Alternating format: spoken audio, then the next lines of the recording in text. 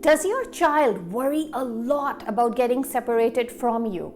Does your child fear that they will get lost if they're left alone? Or have this intense fear and anxiety that something bad is either going to happen to you or a loved one?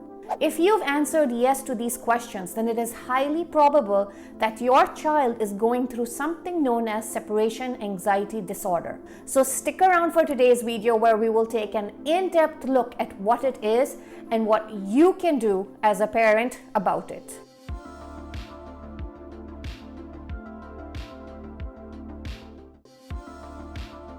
Now, it is a normal developmental process for children between the ages of 18 months and 3 years of age. It is during this time that a child is trying to figure out if they are allowed to put trust in the process of separating from you and that they will be safe. But if this process exaggerates beyond the age of 3 years, you will see your child becoming more panicked at just the mere thought of a separation from you. And this is what distinguishes a normal anxiety and a separation anxiety disorder. Separation anxiety can become really distressing for your child. Some of the symptoms include recurrent and excessive worry when a separation is anticipated. The thought of being lost somewhere and being separated from you or a loved one. The thought of being alone scares them. They have frequent nightmares about separation from parents, excessively worried that they may lose a parent or a loved one to an illness, and you will see your child throw severe tantrums when being alone is anticipated. In addition, you may see your child have physical symptoms such as headaches or stomach aches or any other physical ailments in their body. Separation anxiety disorder has two components to it. The first one is genetics, because anxiety tends to run in families. The second one is environmental, where certain stressors can cause this anxiety disorder to develop.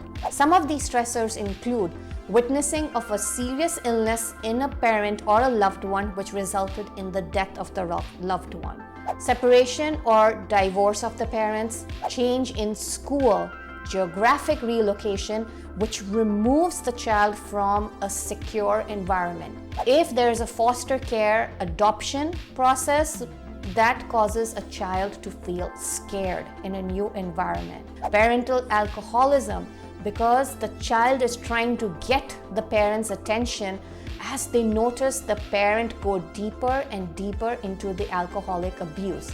Now, the only way to get the attention of a parent is through the development of the anxiety, the worry, the distress, because they hope that the parent is finally going to pay attention to them. Now, the risk factors for the development of separation anxiety disorder are similar to the causes. Some of the risk factors include certain temperaments of the child, where a child is shy and withdrawn due to overbearing parents. The witnessing of a loss of a loved one, which caused severe anxiety and distress in the child. Certain environments in which they grow up in, where a parent is seen to have an anxiety or a panic disorder.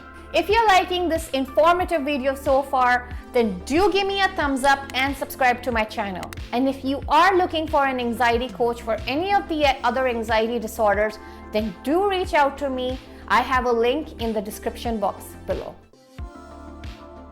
Left untreated, separation anxiety disorder can cause the child to have major distress and affect how they function at home or at school. It can cause the development of more anxiety disorders such as panic attacks, social anxiety disorders, agoraphobia, even obsessive compulsive disorder, and depression.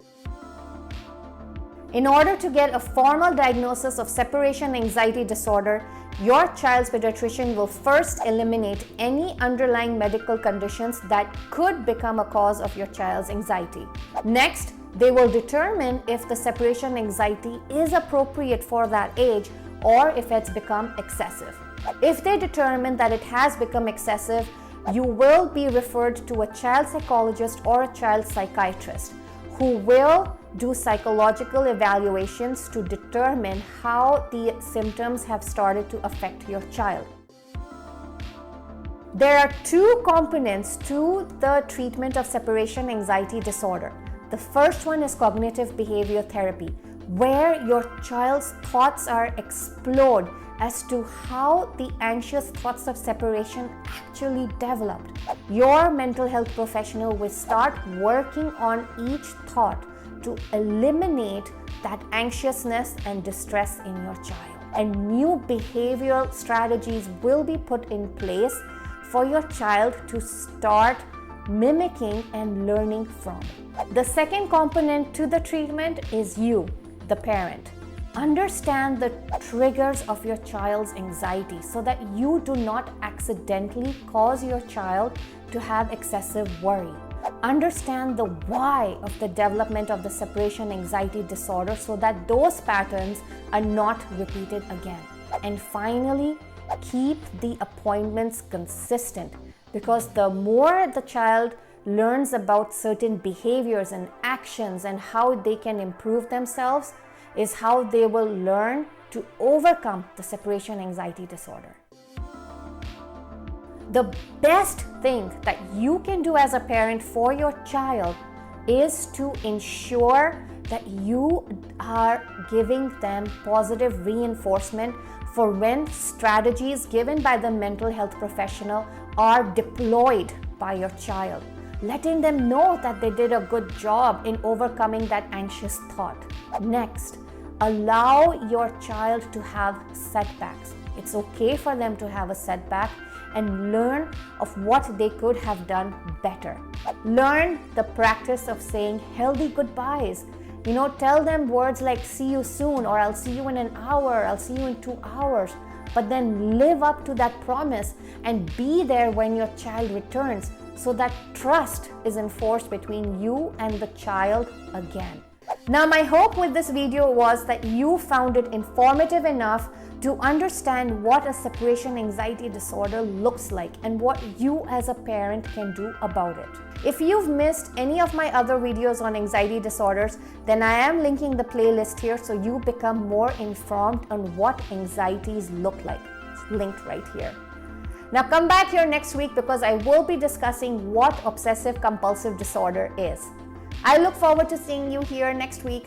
Have a wonderful day, a wonderful week. Bye-bye.